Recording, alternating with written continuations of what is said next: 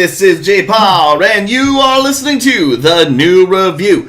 Today on the show, we got Kathy, we got Clayton, and we got Da Boo. Today, we are going to review the great new Spielberg movie out in theaters, the eye candy that is Ready Player One. And yes, it is. Are you excited for this? I am excited for this. It's been a while since we've reviewed I can't tell you if it's good or not, but it's a movie that got me excited. And after some disappointments over the past few months with some of our other movies that we expected much more from, I think this one is much needed. So before we get into it today, say hello to the crowd, folks. Hey, everybody. That's Kathy. Hi, guys. It's Clayton. Hey, guys. Da Boo here. All right, so we got Kathy, Clayton, and Da Boo on deck for Ready Player One. So we are talking about the great Spielberg movie here. I am excited about this one. I also just ingested a large amount of coffee in a short amount of time. So this is directed by Steven Spielberg. And it is starring Ty Sheridan, Olivia Cooke, Ben Mendelsohn, Lena Waithe, TJ Miller, Simon Pegg, Mark Rylance, and others. They're in here. Some other people. I was actually surprised when I heard TJ Miller's voice in this movie. I thought it was pretty cool. Sorry, say that to the mic, sir. He was, so the fans can hear you. I thought it was pretty cool that they tapped TJ Miller to play one of the characters in this because he has a really great voice for the character that they put him in. Yeah, he does kind of. There is something about his voice that does kind of crack me up. Yeah. So yeah, if you don't know what this is about, it's I don't even know how to explain it. It's a virtual world. It's in the future. Well, let's see what IMDb says. See if they get it right this time. When the creator of a virtual reality world called the Oasis dies, he releases a video in which he challenges all Oasis users to find his Easter egg, which will give the finder his fortune. So it is. We can easily say it is in maybe the not so distant future. Where, well, surprise, surprise, everyone's obsessed with video games just to get away from the crappy lives that they have. And they live in this virtual world called the Oasis. Everyone has their own skins or their own avatars, and everyone's also obsessed with pop culture because of this guru who dies, who created the Oasis. So let's start talking about it now. We're going to go into our first impressions. Clayton. First impressions. I was really stoked for this because I read the book. I don't know that I finished it, but I know that I read the book when I was a kid. And obviously it meant a lot more back then because a lot of the stuff that we take for granted now, like the idea of avatars and stuff like that, is pretty mainstream now. But back then, the idea that you could live inside of a virtual world as anything that you wanted to be was pretty amazing. So I was pretty stoked to see this movie. All right, and Da Boo. I myself was very excited. You're right about one thing. I will admit I didn't read the book. I regret not reading it because I hear a lot of interesting things about it. But as we all know, books usually do a better job at keeping the details alive. What I was interested in seeing is not only the use of this virtual world, but apparently in the not so distant future, everyone is constantly plugged into something, which is not that far to believe because nowadays we're already doing it with our smartphones and every other piece of technology we have. So I think that's what, as Clay had put it, it's easily relatable today, but back in the day, how old is that book? Do we know? I'm just looking up the year right now. All right, so we'll get back to that. So we'll get to that in a second. I just love the fact that there's a lot of believability in this fictional piece of art because it really is. It's like taking what we know of now, like the technology we have of now, and pushing it further. You know. Oh, sorry to cut you off. It's actually a 2011 novel. So it's really not that old. I thought, for some reason, I thought that it was a lot older. I must be thinking of a different book. But yeah, it's 2011. Huh? Weird. Maybe there was another book that had similar ideas before. I'm pretty sure there was, actually, because there was something I recall reading something about a book, or reading a book where they were talking about people who got stuck inside the virtual world, and then they would spend so much time there that they would actually forget to eat, and then they'd die. Yeah. Like, because they were hooked up to this system. I must be thinking of something else. Talk about a story ahead of its time. And we're not talking about Sword Art Online, are we? No, this is to me old. reminds me a bit of it. But No, it's old. okay. When I That's was an little. anime. It's from when I was a little kid. I know, but it still follows that same theme, though. We're plugging into a virtual world. But But Dot. that Sword Art Online came out after movies like Hackers and Matrix and Hackers. you know. That was a good movie. So those ideas already were kind of like bending that Actually, it wasn't idea bad. of living in a virtual world. Mm-hmm. For me, first impressions. Did you said yours, right? Yeah, I've covered All right. So I was excited to see Spielberg return to the fantasy adventure helm. So that was definitely one thing that I was pumped up for. But I think the big thing for everyone is that it's something when they show you this trailer is just all the pop culture figures that you see. It's like, oh, here's the Iron Giant, here's the DeLorean, oh, now here's King Kong. You know, they just like throw everything at you. It's like, this is cool. You never see this in like one kind of, all in one movie together. So with that thought in mind, I was looking at this movie's either going to be like really awesome and be like kind of like just be a bit different enough just to be good, or it's just gonna shit the bed. It's just gonna just be a mishmash of everything and just try to be too many Easter eggs and not enough of a story. So I was a little bit worried, a little bit trepidatious going in, but I was definitely excited to see what Spielberg was gonna pull off. And I'll let you know what I thought when we get into the ratings. Kathy, first impressions. Well, when I watched the trailer, I thought, it's going to be visually awesome. And I was very excited about, the pop culture and everything that I saw. But I honestly thought that the storyline may have would possibly venture into the cheesy. I thought, it's going to be visually great, but then I thought I was going to be disappointed with the story. So my expectations were medium going into the movie. But I thought the idea was really interesting. And you guys pretty much nailed everything else on the head. So everyone kept their expectations kind of middle ground. I guess it sounds like we didn't want to get so disappointed going into it after we left. Right? Well, I mean, let's be honest. We had high hopes for Last Jedi and Black Panther. Look what happened to those movies. Yeah, I know. Well, it's safe to say, though, when was the last time we actually seen a reasonable Spielberg movie, or just any Spielberg movie? And that's what I'm talking about, yeah. And I think that's what's interesting here, is that they set the bar pretty high with this movie, just going into it with all of the media and the hype behind it, that I think it did it to itself. But they did just the right amount of it. I don't think they did it, overdid it, for instance, The Last Jedi. The Last Jedi had a lot more, to promise. Didn't quite deliver, clearly, as we had pointed out last time, but I feel like this is where Spielberg, I almost think that he kind of took that to heart and understood that there was a lot riding on this movie if he didn't do it right. Well, something that I was really excited for this, because I was slightly disappointed, more than slightly disappointed with Last Jedi, and Black Panther also wasn't as good as I thought it should have been either. I wasn't too crazy about those movies, so I needed a big win. I needed a good movie. I wanted a movie to get me excited again. I wanted a movie that was, not based on a previous franchise, which is nice to see, because in a time where it seems like franchises rule the box office, it's nice to see someone come out with something original. That there will never be a sequel to. We can hope. I hope not. That would ruin it for sure, I think. I hope you're listening there, Spielberg. No sequel. Yeah. Look what happened to The Matrix. Just let it go. Just let it go. Yeah. Let it be.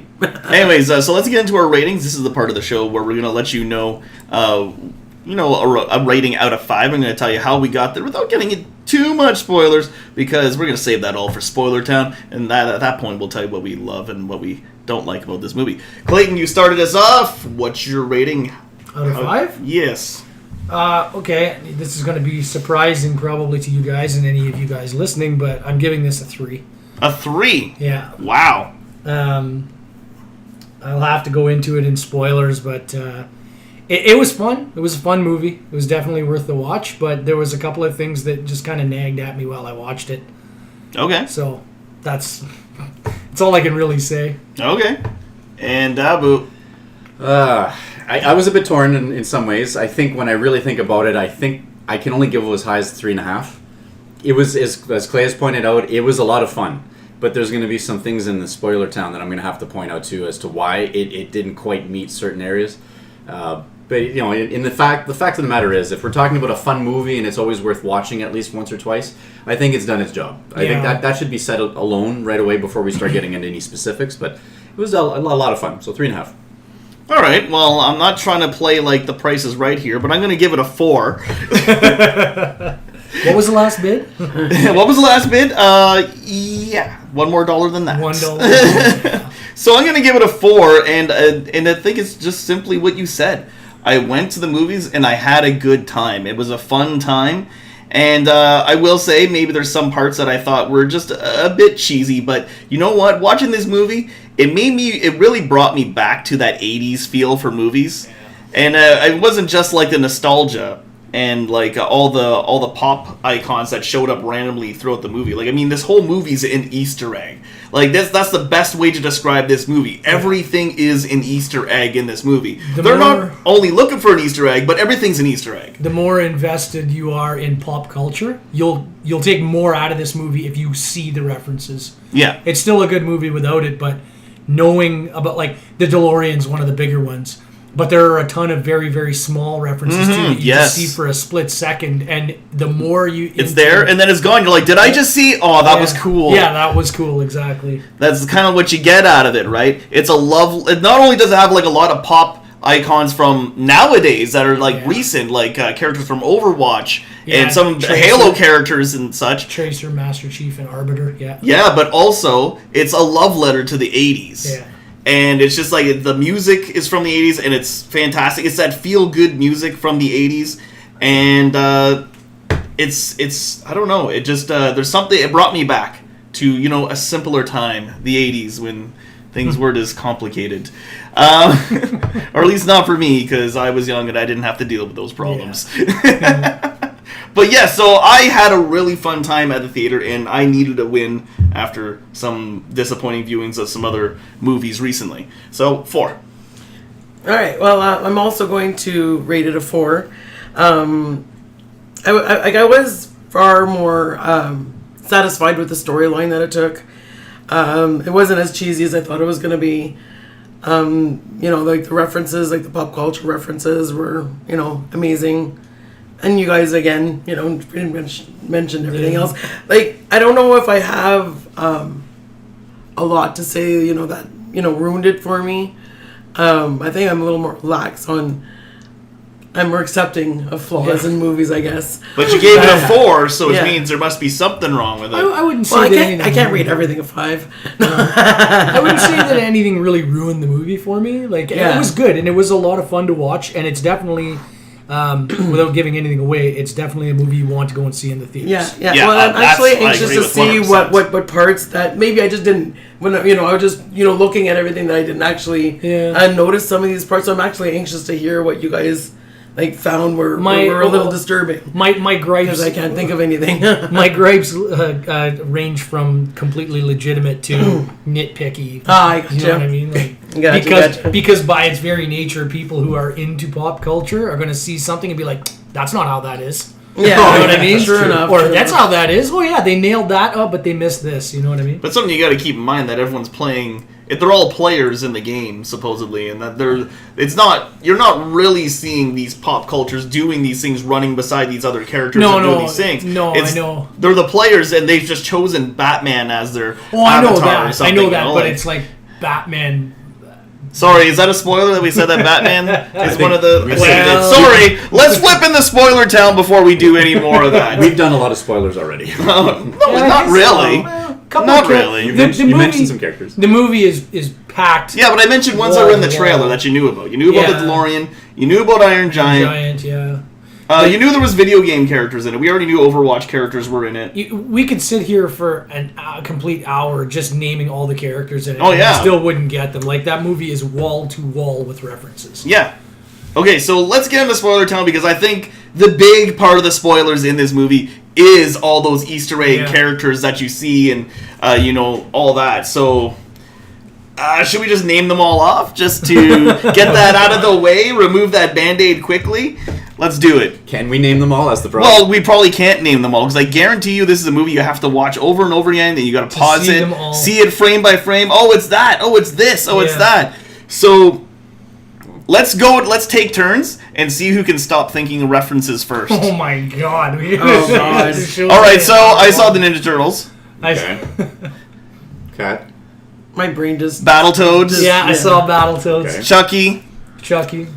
Freddy Krueger, Gremlins. Shining. I never saw that. I saw. Oh man, I laughed all the way through that. Aliens. Shining section. Yeah. Aliens was in it. Yeah. Ooh, Iron Giant. No, I'm just kidding. Well, we got that one. King Kong, we already a T-Rex that very much looked like it was supposed to be a Jurassic Park T-Rex. Mechagodzilla. Yeah, Mechagodzilla, good That was call. awesome. Mortal Kombat, Chun-Li. Yeah. Yeah. I saw Blanca. Yeah. Oh, did you see Blanca? Eh? Yeah. Yeah.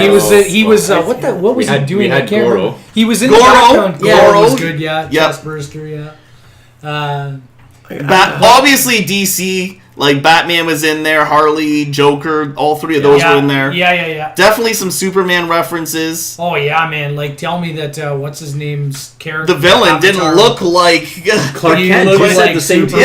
thing. Yeah, But he for looked sure. Like the cartoony Superman. In some ways, actually, his avatar reminded me of the villain. If not, I forget his name. Except I think it's when- Johnny from Saints Row, the Saints Row game. Oh, he had a bit of that kind of build. As soon as he Wide started shouldered. fighting, you know who I thought of? M. Bison from Street Fighter. Oh, That's yeah. exactly what he looked like. I was like, oh man, just put on the hat.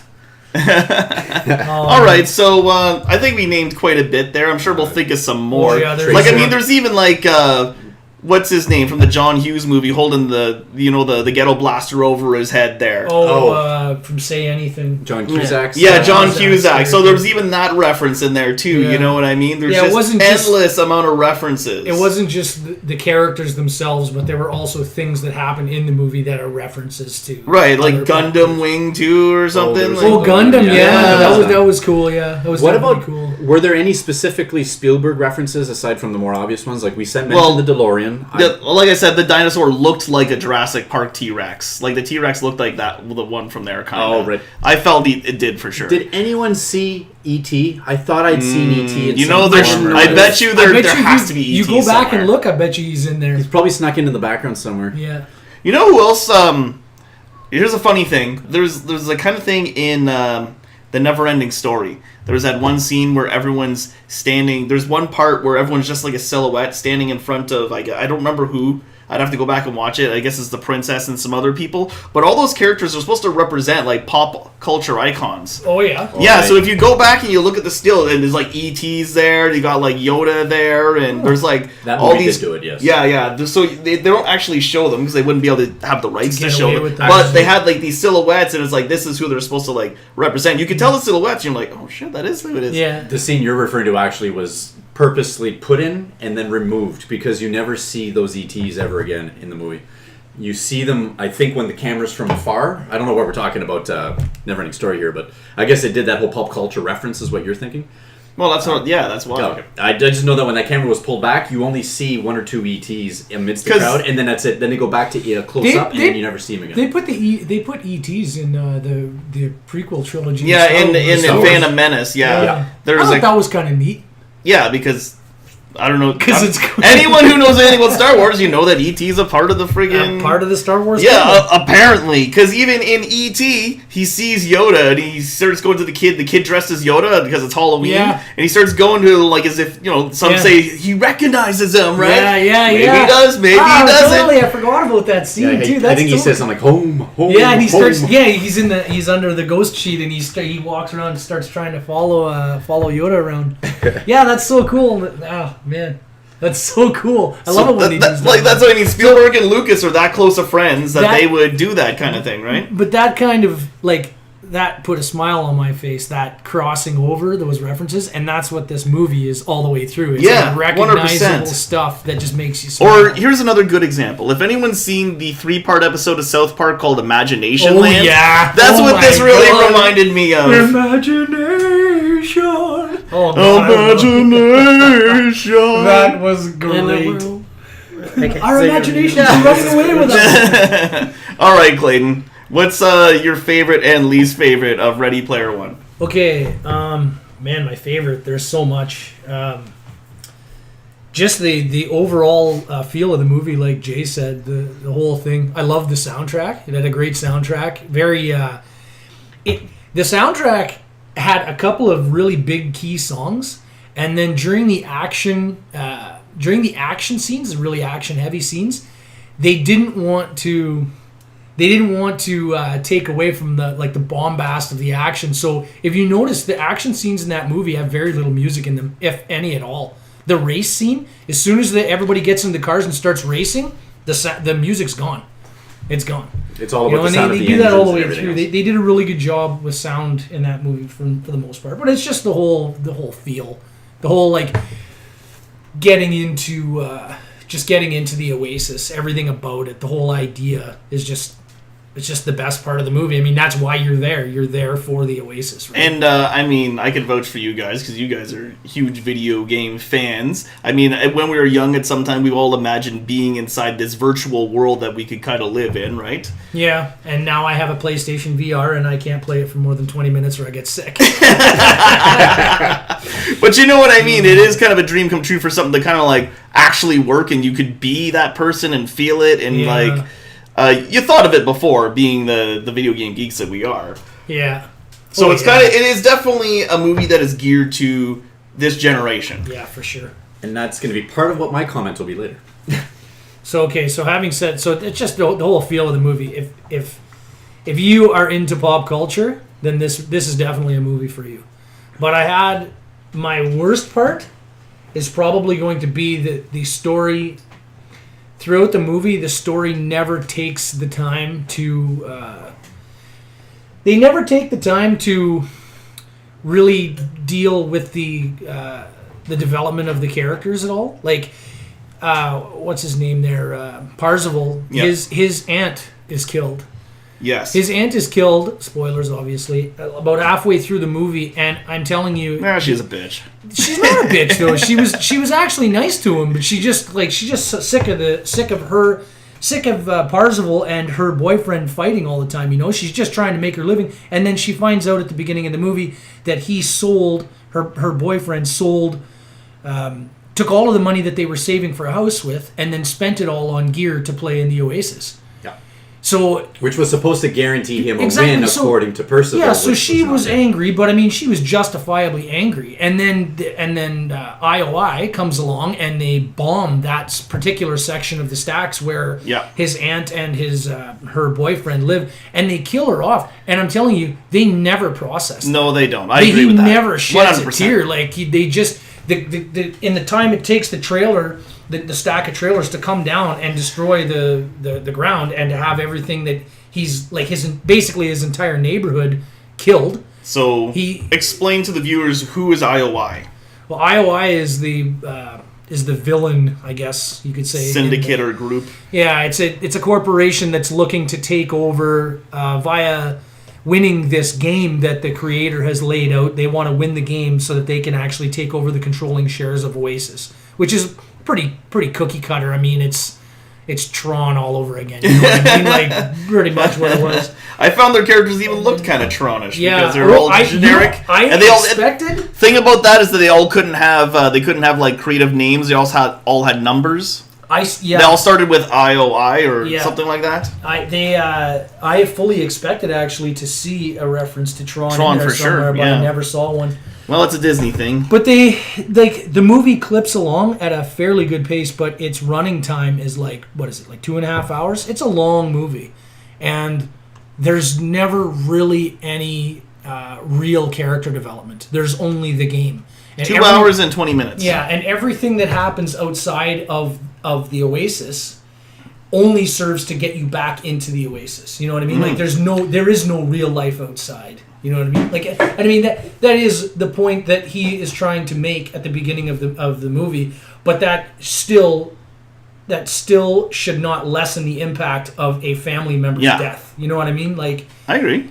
So I felt like it just made, for a movie with such a long runtime and with so much to say, it came across as feeling shallow because they didn't develop them as real people.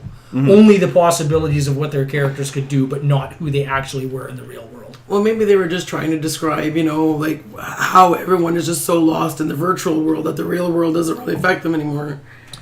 Yeah, I could see that, but at the same time, it's not like he's dealing with the death of his well, not just the death of his neighbor, but he didn't see IOI kill somebody on the street. You know, it was it was the people that he lived with. I mean, his home got blown up. Yeah, exactly. I'm And sure also, that, he lost family members before. yeah, his parents. Yeah, like So it's maybe not, that's why it doesn't affect him, but they still. Yeah. But in the same line, they never really addressed that either. You yeah, know what I mean? know, and that's the thing, though, right? Like he's this character all the way through the movie who wants to make life better for everybody around him. He wants to save the entire world, but then when somebody who is actually close to him in the real world dies, They just mention it. They never deal with it. They mention it, and that's it. They don't really. He doesn't like sit down and just break down and be like, "Oh, goddamn!" That whole thread, that whole aunt and stepdad, whatever situation, could have been out of the movie, and you never would have missed it. Very true. He could have just been living in that trailer and then gone to his little van with where his rig was, and you would never. They didn't even have to put that in. You know what I mean? I can't disagree because after it happened.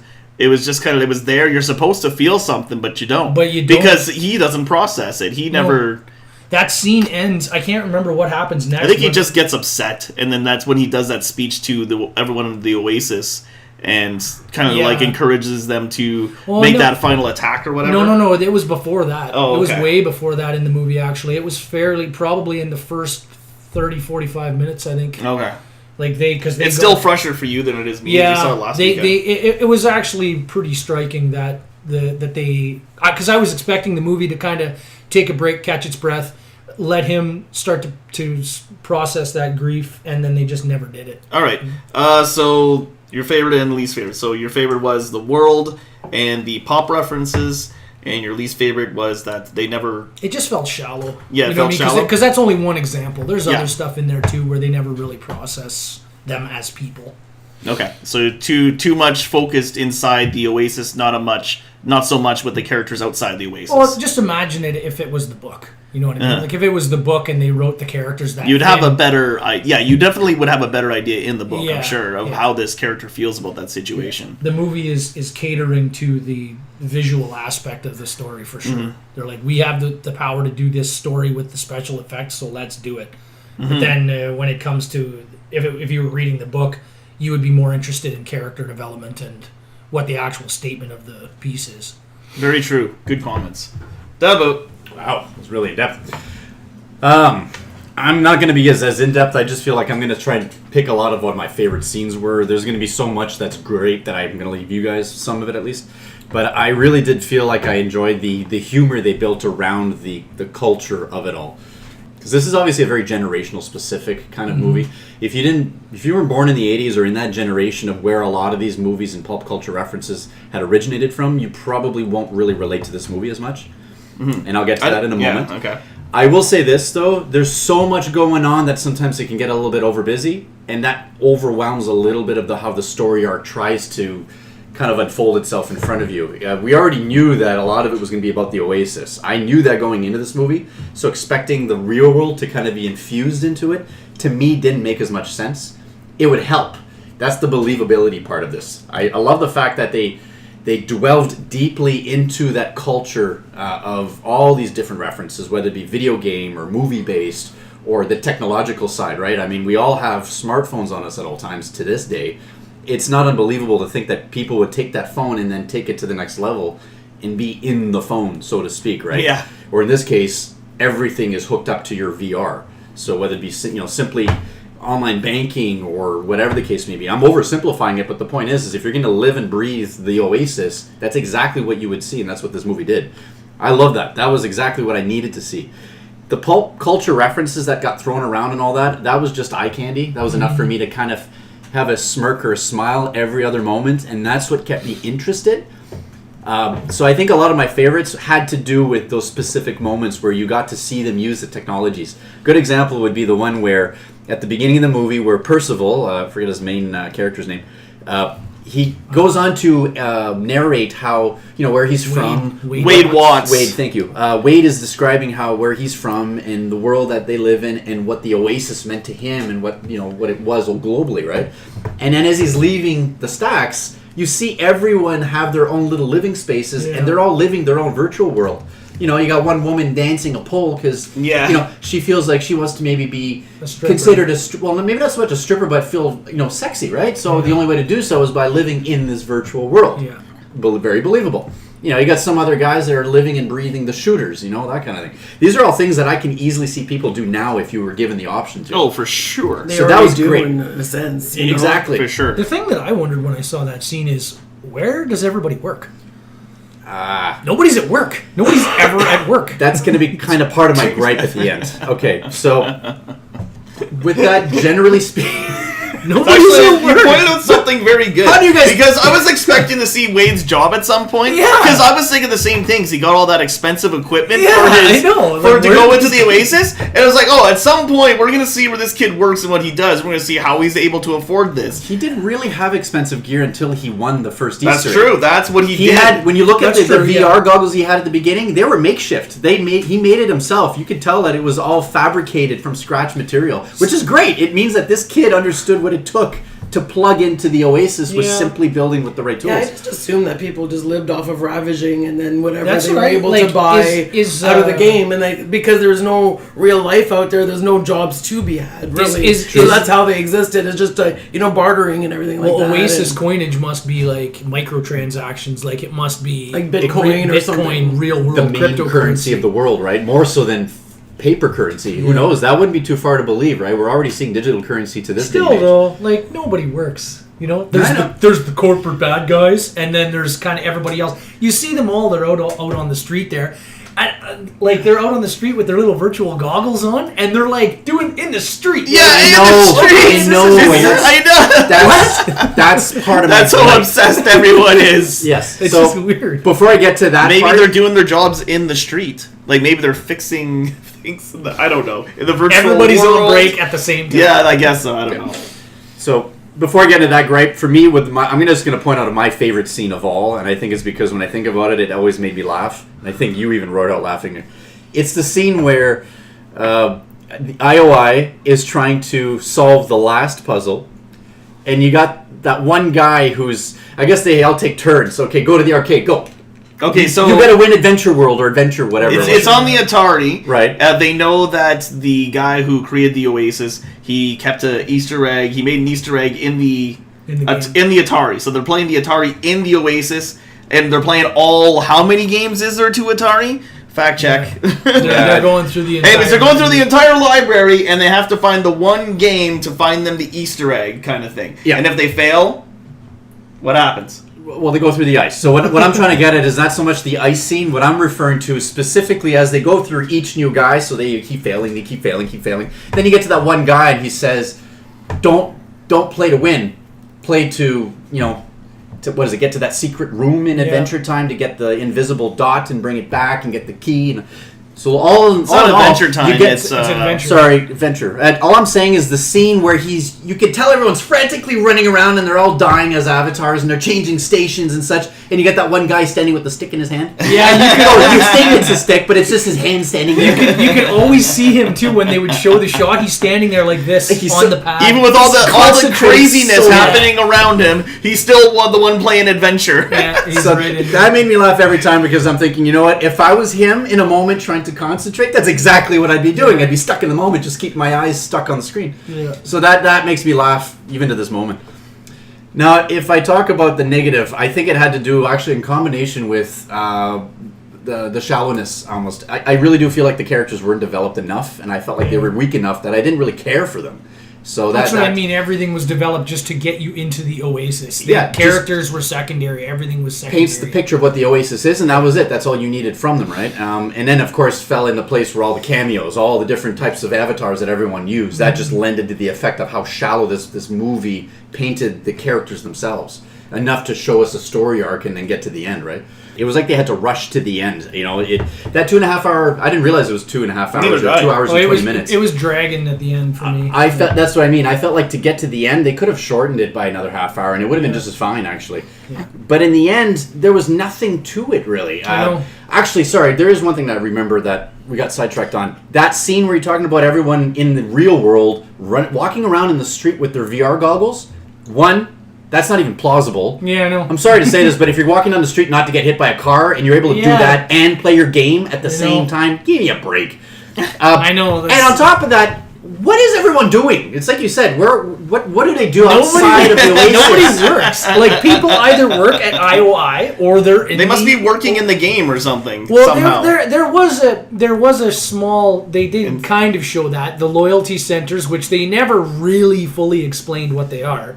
The loyalty centers, when Artemis was working in it, she was actually working inside of the Oasis. But why that would even be a thing, I have no idea. It's I don't even know program. how would they even be allowed to do that, because if an inspector were to go in and realize, what are you doing? You're forcing these people. It's slavery. Exactly. It's slavery. You're literally locking them up in a virtual world. You can't take the helmet off, and you got to log in X amount of hours. Yeah. It didn't make any sense to me there too, but that didn't surprise me because of what IOI represented. It was just another regime. Yeah. It was another lockdown company. We knew what they were doing, but my thoughts were, I don't think anyone really supervised them until the very end, when obviously he ends up going on a shooting rampage, for crying out loud, or at least goes after the kids. All I could think about was during that whole end piece there was Tron, the master control program. Yes. I'm afraid I'm gonna have to put you on the game grid. Making them work in the virtual world, like, I don't know.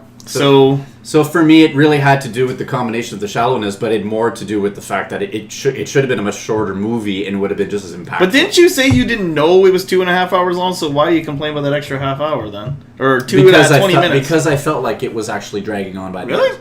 I did. I really did. I didn't feel it was dragging on. It was end still went fun, long. but I felt like by the time they got to that end of the movie, I felt like, okay, come on, guys, you don't need to show.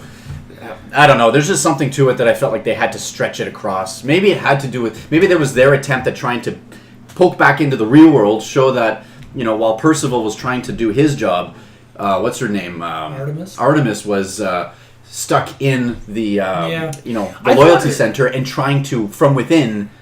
Help their team as well, right? So they had to bounce back and forth a bit. I get that, but it just took way too long. It was cool how she got to play the other side too when she went into the Oasis as an IOI guard. You didn't really think about it, but that put her on the right side of everything. You know what I mean? Like, in order to bring down the shield, and in order to, you know what I mean? Like, villains. They used that to really great effect. Yeah, I know. It worked out really well for her. However, you reminded me of another detail that doesn't make quite sense now. She took her helmet off. Her avatar self was still underneath. I know. I thought when you go in as an IOI representative, you're just a generic number. If you took the helmet off, or you really shouldn't even be able to take the helmet off. I get that she was undercover. Yeah. She is still Artemis, so all she had to do was tell Percival, hey, I'm Artemis. I think this is where the suspension of disbelief comes in, because you have to believe that they're inside a game, but how much of it inside the game is really happening? How much could they actually do inside the game versus the real world? Well, right? What was T.J. Miller's character's name? Like, Lord Dark something. IROC? IROC, yes. IROC. So he was a really good character, but something happened that really kind of put the whole idea. You had your turn. And we're running out of time. Okay. Okay. Now, my least and favorite, because we still got Kathy to get through, too, here. All right. So my favorite scene easily is the race scene, right at the very beginning of the movie, when he's doing one of the, what's his name, made these challenges for people to win to get his Easter eggs. Halliday? Yeah, so Halliday made those Easter eggs, and I don't remember what the challenges were, but the first one was a race that nobody can finish. And it was just amazing race. And this is where the movie kind of shows off what it's going to be about, right? It's like, here we go. We got this pop culture icon. We got this one. We got this one. Look out for the King Kong. Look out for the T-Rex. This guy's racing his DeLorean. Vehicles are smashing everywhere. They're flying. There's so much action on the screen. So much pop characters, references, and just, oh my God. It's just like, you're like, yes, this is what I came to see, right? Like, when you're there, you're like, yes. Like, this is what you want to see when you go to the theater. You want to see something that's appealing to the eye, something you've never seen before, right? So, boom. That was almost just worth it right there. Yeah. So that is my favorite, and my second favorite is also happy to say that, like, Spielberg definitely had his hands all over this. It felt like a Spielberg movie, and it brought me back to the 80s. It made me feel like a kid again, and I think that's why I really do enjoy this movie. Now, on to what's my least favorite. It's kind of a double-edged sword with the Spielberg thing. I'm really happy to see Spielberg come back into the adventure realm, adventure fantasy sci-fi realm. I'm really happy to see that, and it really showed, like, as they go through the world, you're kind of discovering the world with them, and I felt they hit, like, a lot of key notes that, would be in Spielberg movies, and I felt this feels familiar, this feels good, but it comes to the end of the movie. Everything just gets wrapped up in a nice little, neat little package at the end, you know what I mean? Like you said, it feels like at some point there's not really that much of a risk of anything. There's no stakes. Like you said, his aunt and her boyfriend died. He didn't really process that, so you felt like that toll wasn't there. It felt like they achieved a victory with like zero sacrifice. Right, exactly. So it's like, oh, by the way, isn't your aunt dead? Percival was like, yeah, I guess she is, huh? Well, whatever. I saved the world. Yeah. I saved a world that doesn't actually exist in the real world. I saved a fake computer program. I know, which is funny, but they do make it seem like the Oasis is important, but they make it seem like you do feel like there is a little bit of a stake online, but it's because they make the Oasis feel so important.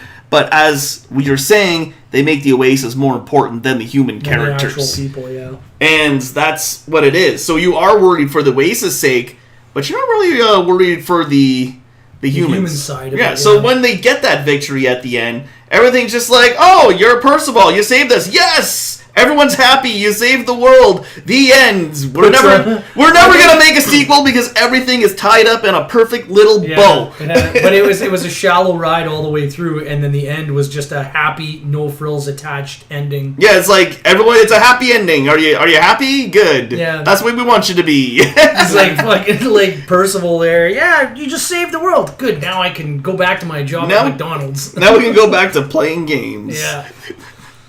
So that's how I feel. I feel like it felt like it was too much of a happy 80s Spielberg ending in that sense, and that's where I wish it wasn't a Spielberg movie at the end. It's supposed to be a dystopic future, right? Yeah. So in a movie like, I don't know, any dystopic movie really, the heroes always end up saving themselves or whatever their big struggle is. They resolve it, but the world remains the same.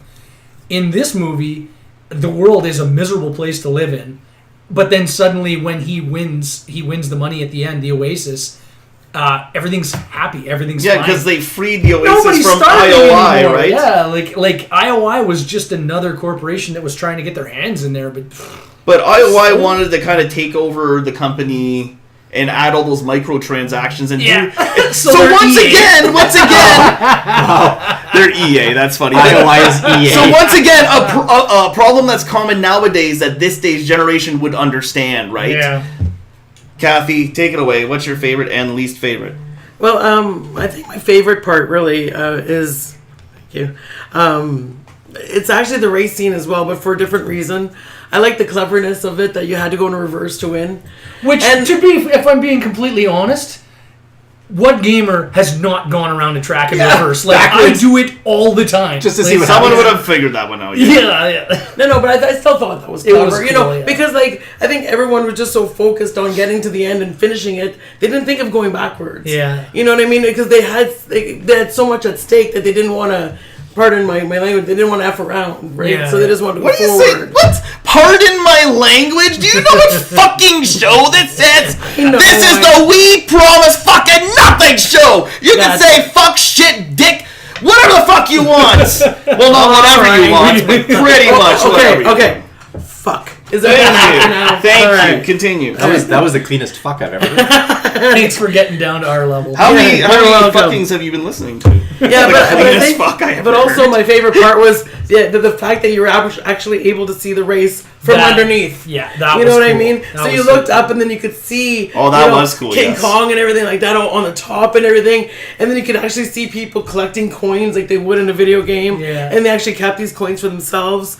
I really, really enjoyed that. The things that they could buy in the Oasis with the coins. Exactly. Speaking of which, like when they're talking about zeroing out when you lose all your shit, IROC is talking about at the end of the movie. He's like, whoa, man, you're not going to blow me up. I got like 10 years worth of shit built up. Yeah. And then when he actually dies, you see his body spews all of this like armor and coins, yeah. and it's just this never-ending font of coins and stuff. I was Yeah, like, and then that's almost heartbreaking That because sucks. that's a lot of work. Because we've all been there. Yeah, we've we've all all been there. like in Minecraft, for example, you have all your stuff and then you die and it's like, No, everything is gone. You know what I mean? And it has nothing to do with the real world. That's So, high stakes, yeah. Exactly. Like Dark Souls, getting killed in It Dark is. Souls while you're holding on to like 3 million soul. You know what I mean? Yeah, no, soul units or whatever. You have to get back there and pick it up before it dissipates or you die, or else you lose it forever. Exactly. And another thing that I really, really enjoyed is that I like the concept that, you know, because you could actually be your avatar, that doesn't matter how you feel about yourself in the real world, you get to invent yourself exactly the way you want it. You can, you know, make money and whatever, and, you know, it doesn't really matter. Like you said with the girl, you know, dancing on the pole, you can actually, you know, what, like if she felt sexy now, she can look You can sexy. be Batman. You can and be drive the Batman. Batmobile. Exactly. You could drive the DeLorean. You could just be Yeah. anyone you want. And it was actually like, it almost made me want that. You know what I mean? It's like, it doesn't matter what hand you were given. You could be whomever you wanted. And I thought that was very clever, very cool. Yeah. And I think, God, there's just so much of it. Like oh yes. And you could be completely anonymous. Yeah. You know what I mean? You could be girl, guy, you know, tall, skinny. It doesn't matter. Alien, Like, if you want someone to bald. see you as a girl, you could be a girl. If you want to see someone to see you Well, as a guy, people you could kind of be a do guy. that nowadays as well, and as you guys it's are true. saying. It is true. And, There's but it's just weird that you could be best friends with someone and never know what their actual name is. Yeah. You know, never what know what sex they they actually are. look at. Like, You would just how assume, I old think they you're were. a guy because you're Avatar, but I'm Like, not sure. There's one part actually that I didn't really think about until you just said that, where I'm sure it's like a dog or something that's walking around. There's a dog on all fours walking around, and I'm thinking to myself now that you mentioned that, I'm like, if you talk to that thing, it would talk back. There are Right. no pets in the Oasis. They're all real people. So who wants to be a dog? You know, Well, what I maybe, mean? you know, Like, just to get around incognito. Maybe they don't want to be noticed. You know what I mean? So they just want it's to a be great way to something- stay in shape. You know, I've always wanted to pee on a fire hydrant. Are you know, saying even that if in you his were a living kid- room he's on a treadmill and he's just riding on a I treadmill? on all honestly fours? don't know, but something was definitely up with that, and I was like, oh, that's kind of weird. And I really liked how that kid, you know, it's like, what I'm going to say, hey, I'm 15, you know, kill me now, you Yeah. know, like type thing. The I thought love that was game, very, yeah. very clever. Actually, that pays nod to, I think, to today's gamers generation more than ever. It's one thing to be a child gamer playing a Nintendo game, but when you play adult games now and you run into a 12-year-old or someone who What are you talking pretends about? to be- Nintendo games are adult games. when you play an adult game, as Jay should know what I'm talking about. I Yeah, guess Nintendo games. Grand Theft Auto, I guess. Oh, that's what you mean. You know what I mean. Mature rated games. I'm Oh, talking that's about what you kids meant. playing All games right. that they shouldn't be playing. Yeah. The point is that if you know that it's a kid playing the game, but they know that if they start talking as a child in their microphone, that's usually a bad thing nowadays. Squeakers? Oh, Yeah, man. squeakers. I tell you, Squeakers. I So- have had my ass absolutely handed to me in Overwatch by kids before, and it's embarrassing. It That's is what I mean. The embarrassing. kids are bigger gamers than what we were when we were younger, I find. And then because they're that's all calling they you do. calling you names that are bigger than their Yeah. age. I can't even tell you how many 11-year-olds out there have had sex with my mother. Because they always tell me. Clayton, crazy. don't believe everything you hear on the internet. Yeah. And I guess my least favorite part, if I had to pick something, is that some of the scenes were too busy. I understand that. But at the same time, in saying that, I like the fact that you can watch this movie over and over and over again and always see something new. See, that's one of my favorite things. So, you know, like a rewatchability, because I like watching movies over and Yeah, over to again. be sure, I will watch this movie again. You know, I just like catching new things. I don't like watching the same movie over again. I like seeing something new and it's like, oh, that brought something new to the movie. And I think no matter how many times you watch this movie, you will always see something new.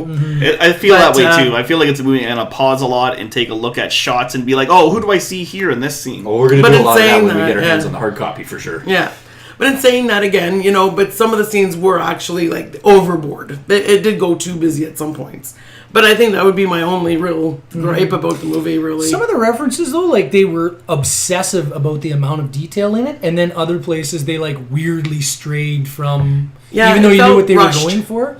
Because I'm going to tell you right now, the second that I saw Kaneda's bike from Akira, Yeah. that, what's her name, Artemis was driving, Yep. I critiqued the shit out of that Oh, thing. yeah. Because I'm a huge Nerd! Akira fan. Yeah, and I saw it and I was like, that's not what Kaneda's bike sounds like.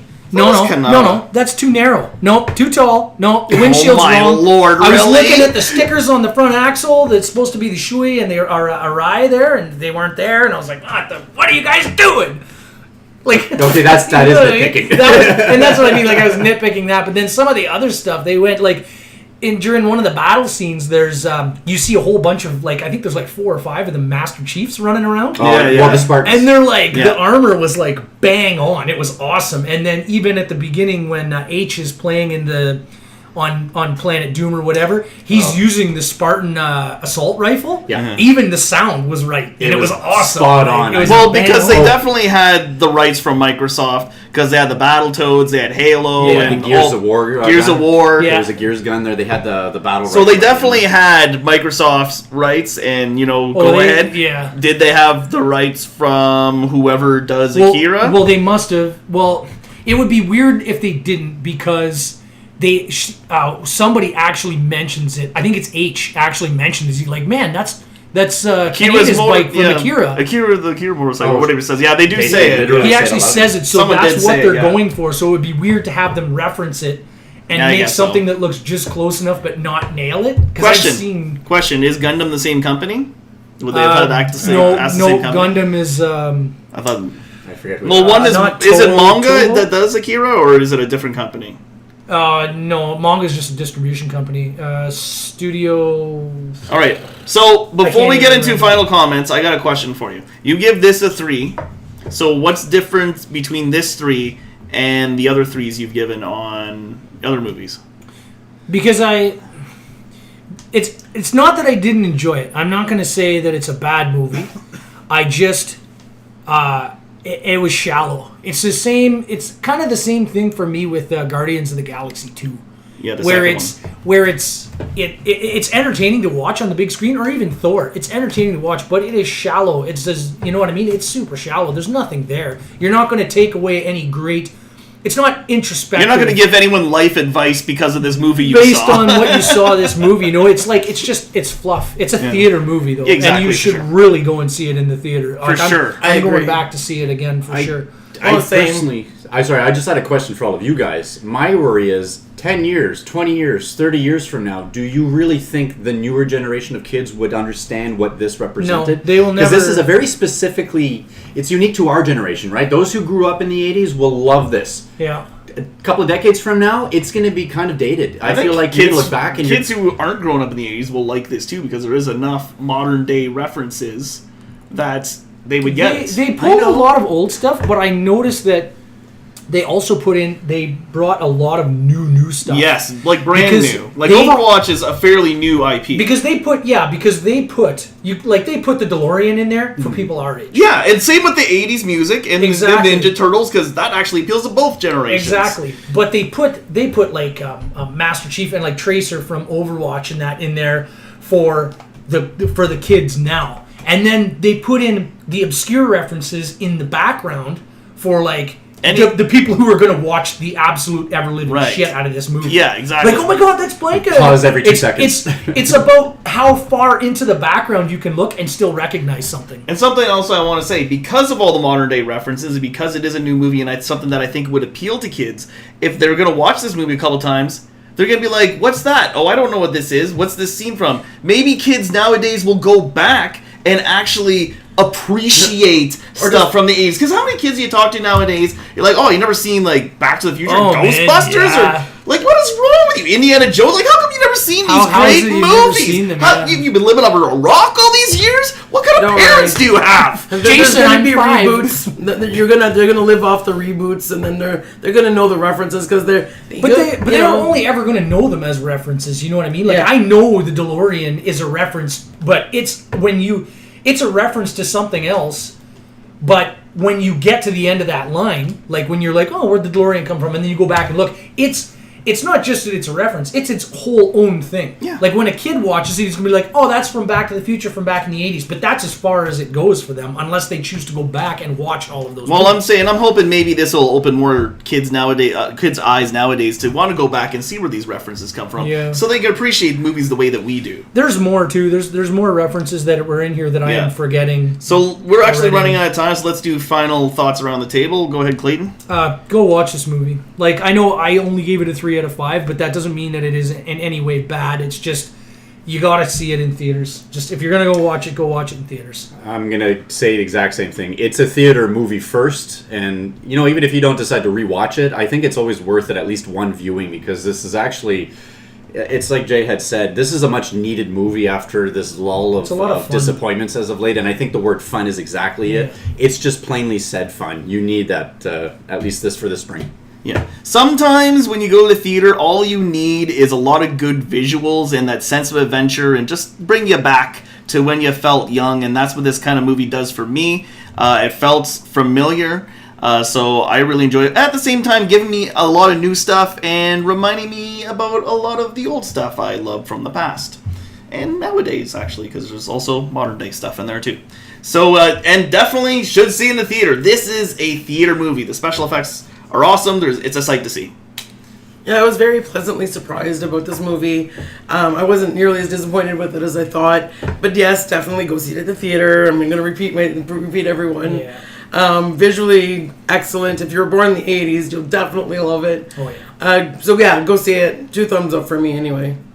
All right, so you can always check us out on YouTube. We are the We Promise Nothing Show. Give us a big like, give us a subscribe, and you can leave a comment below. Give us a big old like on Facebook. We like when you do that. Check us out on Twitter. Follow us. We Promise Nothing. Drop the G.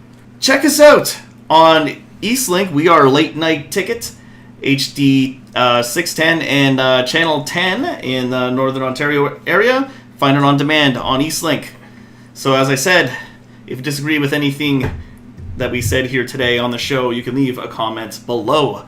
But, as always, we promise nothing! Good night! Game over. Wah, wah, wah, wah. Theater. As Jay said. Fuck you!